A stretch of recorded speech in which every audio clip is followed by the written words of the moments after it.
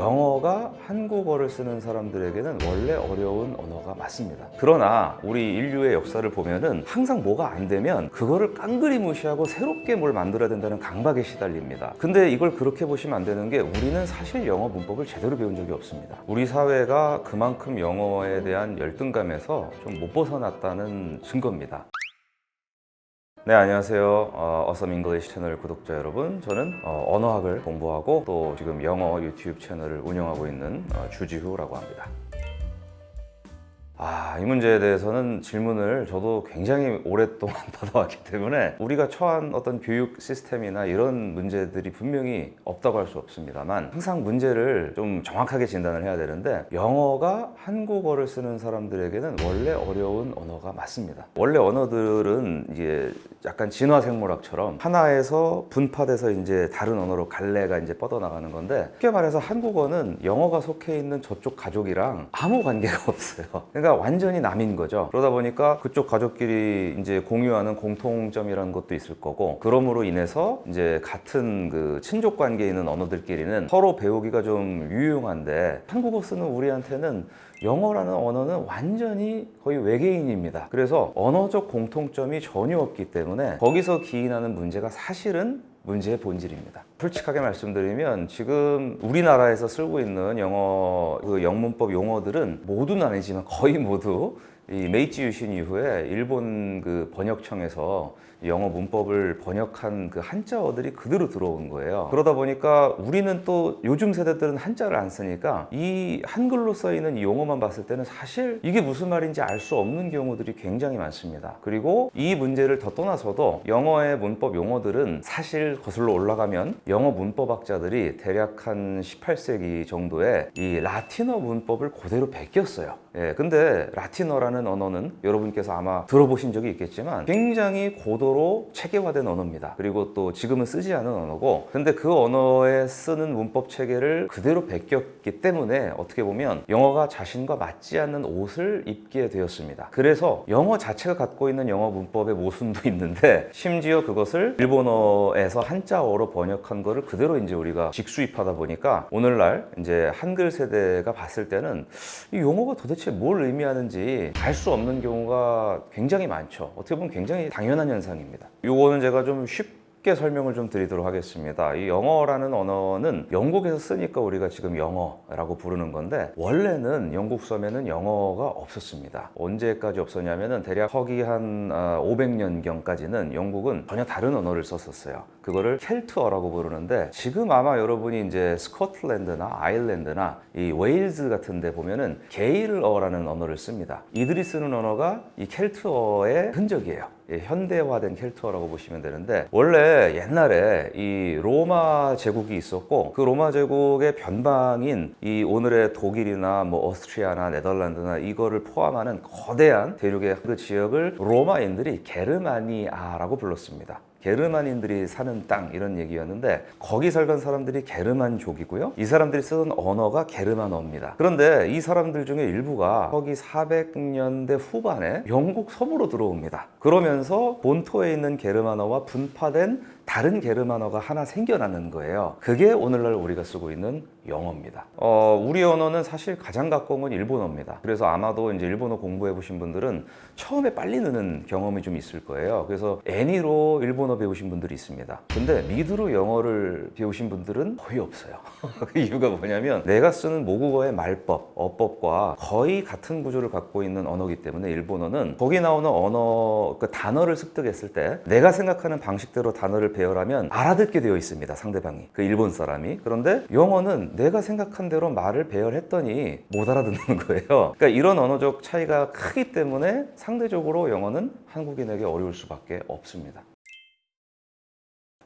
영어 뇌라는 것은 사실 뭐 추상적 단어죠. 아주 구체적으로 제가 좀 정량화해서 말씀을 드리면 사실 영어 뇌라는 것은 제가 의미하는 것은 영어로 말을 전개하는 방식을 습득하는 것을 의미합니다. 즉 우리가 어떤 단어들을 영어로 많이 알고 있지만 실제로 그거를 문장으로 생성해내는데 어려움을 겪는 것이 한국인이 겪는 제1문제입니다. 즉 내가 알고 있는 단어는 사실 부족하지 않아요. 여러분께서 중고등학교 또는 뭐 수능을 거치면서 외우신 배우셨던 단어들은 보통 영어 원어민들 중에서도 상당히 수준 있는 정도의 원어민들이 알 수 있는 단어들입니다. 그런데 내가 생각하는 말의 순서가 실제 영어 말의 순서와 일치하지 않는 거죠. 그래서 영어가 추구하는 영어권 화자들이 공통으로 알아들을 수 있는 단어의 배열 순서가 있고, 한국인들이 보통 하는 단어의 배열 순서가 있는데, 이 배열 순서에서 저 배열 순서로 넘어가는 것을 제가 이제 추상적으로 영어 뇌를 만드는 과정이다 라고 표현합니다. 영문법에 대해서 많은 분들이 좀 오해를 하고 계세요. 왜냐하면 이건 여러분 잘못은 아닙니다, 솔직히 말해서. 왜냐하면 지난 길게 보면 70년 정도를 사실 영문법을 배워서 우리가 실질적 효과를 못 봤기 때문에 거기에 대해서 누구나 의문을 제기할 수 있다고 생각합니다. 그러나 우리 인류의 역사를 보면은 항상 뭐가 안 되면 그거를 깡그리 무시하고 새롭게 뭘 만들어야 된다는 강박에 시달립니다. 근데 이게 인간의 본성일 수도 있어요. 근데 이걸 그렇게 보시면 안 되는 게, 우리는 사실 영어 문법을 제대로 배운 적이 없습니다. 예를 들어서 여러분이, 제가 지금 이제 40인데 저 정도 나이대인 분들은 아마 학교 다니셨던 시절에 가만히 돌이켜 보시면 영어 시간에 영어를 보질 않습니다. 한국어로 되어 있는데 한자어를 풀이하는 연습을 하죠. 즉 관계 대명사가 뭔지를 배웁니다. 그러니까 관계 대명사라는 이 한자어가 무슨 뜻인지를 배우고, 시험을 보면은 사지선다로 돼서 이중 관계 부사에 해당하는 것은 무엇인지를 골라야 됩니다. 그러니까 이거는 우리가 영어의 말을 구성하는 법칙, 그걸 문법이라고 하잖아요. 그것을 배웠다고 하기가 어렵다는 얘기입니다. 즉 우리가 배운 거는 영어 문법을 해설해 놓은 영문법 학자들의 설명을 독해하는 연습을 한 것이고, 실제로 영어를 문장을 구성을 내가 해본 적이 한 번도 없습니다. 그렇기 때문에 이것은 문법을 배웠다라고 볼 수가 없다라는 겁니다. 언어 간의 차이에 있어서 한국어와 영어의 도드라지는 차이점이 크게 보아 두 가지가 있어요. 첫 번째는 말 배열 순서입니다. 근데 여기서는 정말 여러분께서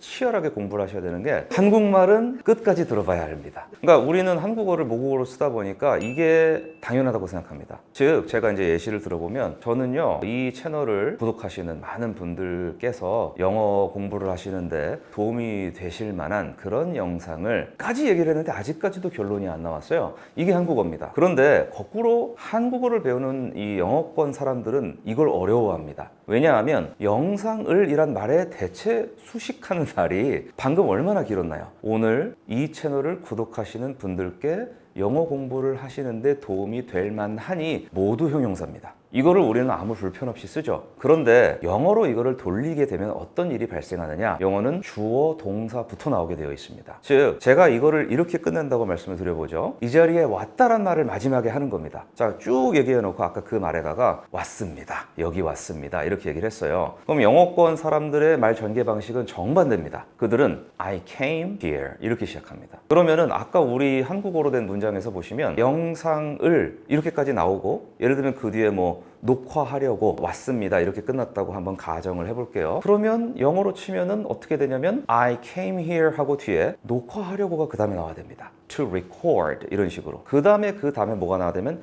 영상을 이란 말이 나와야 돼요. A video 이런 식으로. 자, 이제 문제가 생겼습니다. 우리가 아무 불편 없이 쓰고 있었던, 여러분들께 영어 공부하시는 데 도움이 될 만한 이제 이 많은 말을 이제 시작해야 됩니다, 영어로는. 그러면 이때 필연적으로 뭐가 필요하게 되느냐? 관계 대명사라는 게 필요하게 돼요. 그러니까 영어를 하는 사람들이 쓰는 that이라는 말은 우리를 괴롭히려고 고안한 것이 아니고, 그들이 말 순서가 이렇다 보니까 영상이란 말 뒤에다가 영상을 설명하는 말을 붙여야 되는데, 지금부터 그 신호를 주기 위해서, 자 근데 그 영상은 이라는 말로 앞에 나온 명사를 다시 한번 대신해서 하는 그냥 그런 말로 쓰는 겁니다. 그래서 그거를 that이라고 한번 써놓고 그 뒤에다가 이 수식어를 전부 다 갖다 붙이는 거죠. 이게 첫 번째로 우리가 영어를 하는데 어려운 부분입니다. 우리가 무슨 말을 할 때 꾸미면 꾸미고자 하는 말이 많을수록 다 뒤로 가게 되는데, 이런 구조가 한국어에 없어요. 그래서 이렇게 말을 전개하는 것을 먼저 배우셔야 되고, 두 번째로는 한국어는 동사로 표현하는 걸 굉장히 좋아합니다. 예를 들어서 나는 한번 도전해 볼 거야, 나는 한번 해볼 거야 라는 얘기를 영어권 사람들이 할 때 보통 어떻게 하냐면 give a try 라는 말을 씁니다. 그럼 여기서는 try 라는 말은 사실 시도라는 명사가 된 거예요. a try 이렇게. 근데 거기다가 내가 give 주겠다란 말을 하죠. 근데 우리 중 그 누구도 나는 시도를 주겠다 이렇게 얘기하지 않고요. 그렇게 얘기를 하면은 따돌림을 당합니다. 그런데 영어권에서는 이것이 굉장히 일반적으로 쓰는 흔한 표현이다 라는 거를 생각해 보시면 표현적인 품사 사용의 차이가 굉장히 크다. 이것도 또 하나의 우리에게는 좀 걸림돌이 되겠죠.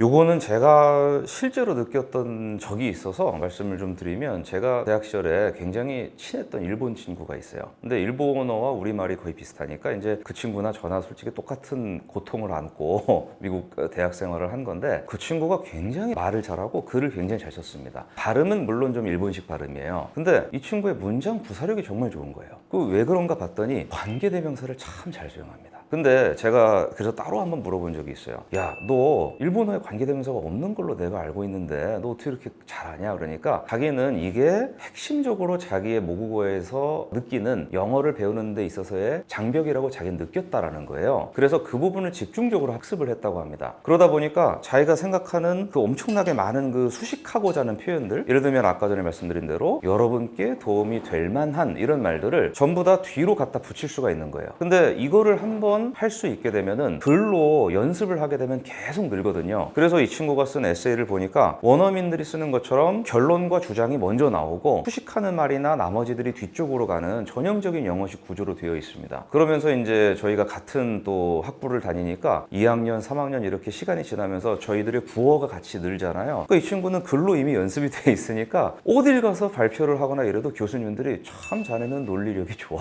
어떻게 이렇게 문장 구사력이 좋은가? 이렇게 말씀을 하시고, 저는 그 친구보다 굉장히 발음은 더 좋았을지언정 한 3학년이 될 때까지 그 친구를 못 뛰어넘었던 것 같습니다. 그래서 그 실제로 원어민들이 저희들을 평가할 때는 발음이 좋은 걸로 평가하지 않습니다. 이 친구가 얼마나 자신의 생각을 명확하게 표현할 수 있는가, 그들은 그걸 원하거든요. 그래서 저는 그때 그 일본 친구한테 굉장히 많이 배웠습니다. 우리 사회가 그만큼 영어에 대한 열등감에서 좀 못 벗어났다는 증거입니다. 그러니까 그분들도 자기가 그렇게 누구를 힘들게 하려고 하는 건 아닐 거고 다 나름의 신념을 표현하는 걸 거라고 생각해요. 그렇지만 지금 대한민국의 위치는 그렇게 원어민들한테 발음을 평가받아야 될 위치는 아니라고 생각합니다. 제 나이 대 정도 되신 분들은 아무래도 어린 시절이나 이럴 때 보면은 영어에 대한 열등감이 심할 수밖에 없는 그런 분위기였어요. 한국에서 영어 하나 잘하면 거의 외계인 취급받던 그런 시절이기 때문에. 근데 요즘 친구들 같은 경우는, 저도 이제 조카들이 이제 대학교 다니는, 직장 다니는 조카들도 있고 하니까 그 친구들 중에 외국에서 공부한 친구들도 많이 있습니다. 근데 이 친구들이랑 얘기를 하다 보면은 삼촌은 왜 그렇게 옛날 사람 같이 생각해? 그러는 거예요. 그래서 무슨 얘기야? 그랬더니 제 조카 중에 하나는 맨체스터에서 학교를 다녔어요. 영국에서. 근데 맨체스터 억양을 쓸 거 아닙니까? 그러면 자기는 아무 차별을 못 받고 자랐습니다. 영국에서. 영국 사람들은 아무도 신경 안 쓰는데 한국에 와서 직장에 들어가니까 직장 상사들이 주위 영어 발음이 서투르네 이러는 거예요. 우리는 미국식 영어만 이 원어민 영어라고 생각을 하고 맨체스터 억양을 들어본 적이 없으니까. 그러니까 이제 저희 조카가 그 맨체스터 억양을 쓰는 걸 듣고 직장 상사분들이 저 영어 잘한다고 뽑았는데 발음이 좀 안 좋아. 근데 이게 무의식적인 대중의 생각일 수 있습니다. 그러니까 우리가 이런 생각을 그대로 이제 우리의 좀 아래 세대한테 알게 모르게 좀 이렇게 보이고 있지 않나, 그런 생각이 좀 들어요.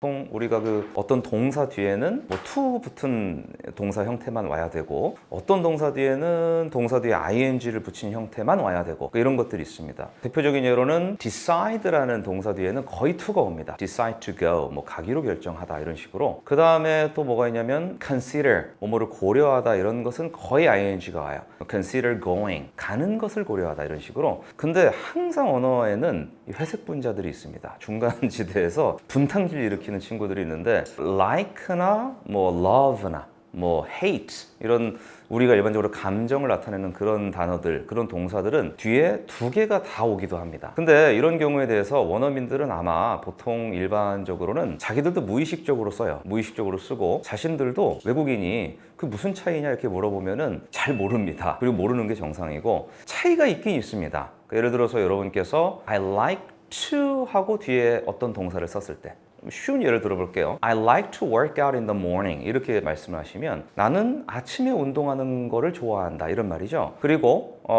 I like working out in the morning, 이렇게 ing를 써서 말씀하셔도 한국어로는 나는 아침에 운동하는 게 좋아, 같은 번역이 나올 수가 있는데, to를 썼을 경우는 보통 내가 그것이 어떤 규칙적으로 하기에 나한테 적합하다라는 맥락인 경우가 많습니다. 그래서 I like to work out in the morning 그러면은 보통 나는 아침에 운동을 하고 난다, 즉 그쪽을 좀 선호한다, 이런 맥락으로 많이 읽히는 경우들이 있고, I like working out in the morning 이렇게 얘기하면은 약간 그런 의미가 있어요.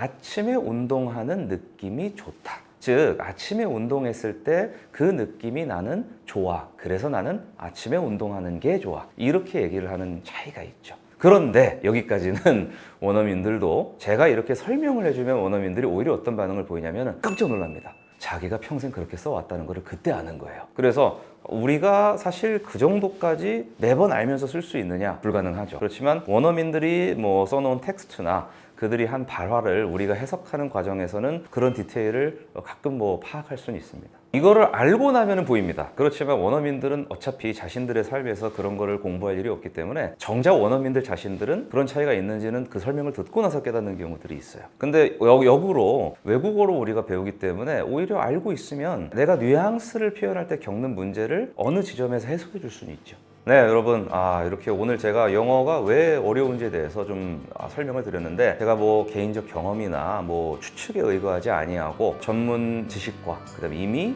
논증이 끝난 것들을 토대로 말씀을 드렸기 때문에 여러분들의 능력이 부족하거나 여러분의 어떤 근면성이 떨어져서 영어 공부가 어려운 것이 아니다. 이 점을 오늘 깨닫기만 하셔도 여러분께서 전달해 드리고자 하는 바의 거의 90%는 가져가셨다고 생각합니다. 여러분 모두 응원하겠습니다.